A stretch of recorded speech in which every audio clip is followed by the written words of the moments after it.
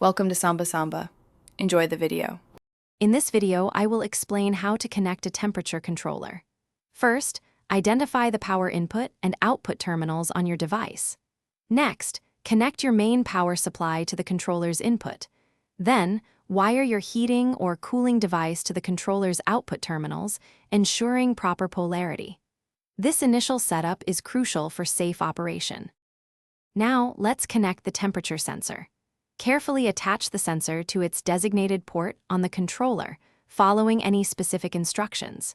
It's vital to confirm that your load wiring, whether for a heater or cooler, matches the controller's voltage and current specifications. Always double-check that all electrical connections are secure and properly insulated to prevent hazards. With the wiring complete, it's time for initial configuration. Power on the controller and set your desired temperature and any other control parameters, like hysteresis or differential. Then, perform a basic functional test to ensure the heating or cooling device responds as expected. Carefully observe the controller's operational response to confirm everything is working correctly. Finally, always prioritize electrical safety. Before any adjustments or maintenance, disconnect power to prevent shocks.